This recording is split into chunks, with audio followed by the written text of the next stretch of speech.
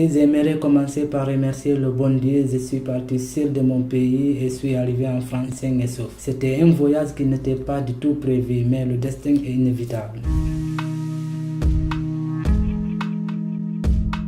Je vous parle le petit enfer du voyage jusqu'en France. J'ai quitté mon pays sans savoir où aller. J'ai pris la route sans destination, mais arrivé au Mali, j'ai rencontré beaucoup de gens qui allaient en Algérie, au Maroc, certains vers la Libye. Moi, j'avais des problèmes financiers. D'autres passagers voulaient m'aider, mais ils hésitaient. La route avec trop de barrages. Heureusement, le propriétaire de car était là et les passagers qui voulaient m'aider, on les propose de payer 5 tickets et le 6e serait gratuit. C'est comme ça que j'ai eu la chance de venir jusqu'en Libye en passant par le Burkina Faso et le Niger. J'ai entamé directement le désert du Sahara entre le Niger et la Libye où j'ai fait 5 à 6 jours. C'est là que j'ai appris qu'il n'y a pas quelque chose de plus important que l'eau pour l'être humain. J'ai vu des gens qui avaient tellement soif qu'ils n'arrivaient même pas à ouvrir la bouche pour dire un simple petit mot. Même si tu pleures dans le désert, les larmes ne coulent pas. Beaucoup ont perdu la vie par manque d'eau. J'ai vu tout ça, mais je n'arrivais même pas à pleurer. Parce que moi-même, je m'attendais à mourir. Je ne pensais pas s'en sortir du désert vivant. Mais mon jour n'était pas venu. Arrivé à la première ville en Libye, je pensais que c'était fini. C'était le contraire. C'était pire que le désert. Ils nous ont enfermés dans une maison non achevée, dont les murs dépassaient 3 mètres de hauteur. Personne ne pouvait sortir, tout était bloqué. Ils ne voulaient pas qu'on sorte et qu'on trouve des informations dehors. Et comme ça, ils pouvaient bouffer notre argent très facilement à travers leurs boutiques qui se trouvaient dans l'enclos. Ils vendent dehors à c'était moins cher et ils nous revendent 3 à 4 fois plus cher.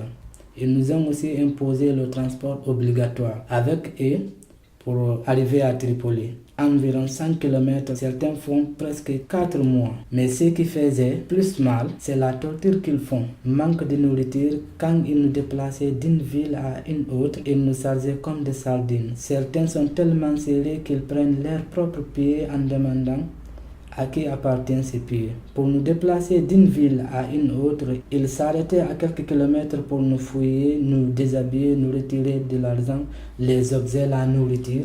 J'ai eu la chance, j'ai fait qu'un mois et demi sur la route pour arriver à Tripoli. Le cocktail m'a gardé 2 semaines où je sentais un peu à l'aise. Après 2 semaines, il m'a envoyé dans le petit enfer au bord de la mer. On ne mangeait pas. Tout ce qu'on peut gagner un peu facile, c'est l'eau salée. Il ne fallait pas faire de bruit. Au moins d'un petit bruit, les voisins nous jettent des cailloux. Tout ce qu'ils gagnent de leurs mains, ils nous jettent.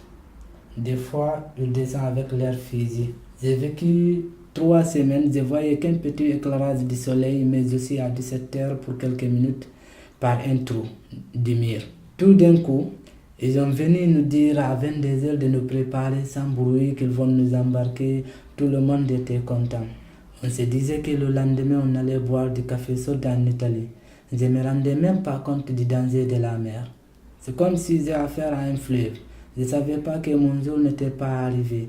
Certains pleuraient parce que leur nom ne figurait pas sur la liste, mais moi, j'étais très heureux.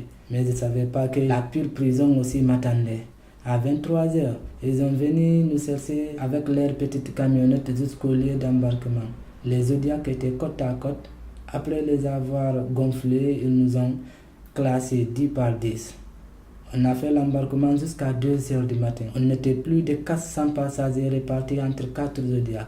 La Zodiac dans laquelle je me retrouvais comptait 153 personnes. Au départ, l'Arabe nous a confirmé qu'il allait nous accompagner jusqu'à l'eau internationale. À 1 heure de parcours dans la mer, il était devant nous comme un cortège. D'un coup, j'entends une dispute. Je ne voyais rien, j'étais coincé au milieu du Zodiac. Mes pieds étaient morts. Je ne pourrais même pas me lever. Je ne comprenais pas aussi ce qu'il disait. Il m'harmonisait en arabe. Un peu, ça commence à être agressif. Il nous a laissés dans la main de Zasma Boy, mais en français c'est bandit. Il nous a débarqué au bord de la mer, c'est là qu'on a su que c'est une trahison. C'est l'Arabe même qui nous a vendus, nous a amenés vers la direction de l'enfer.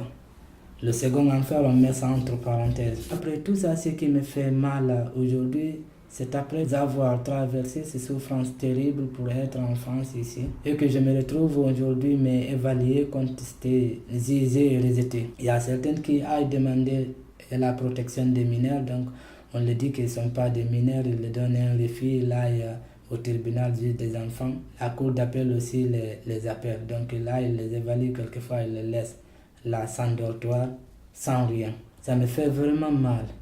C'est comme si j'ai l'impression que j'ai une grande plaie devant moi que je ne peux pas finir, je n'arrive pas à le partager. Quand je le laisse, ça va pourrir et pourtant je vois d'autres qui ont vraiment envie. Je suis fils de la Guinée, je suis en France depuis presque 1 an, je suis arrivé à l'âge de 16 ans.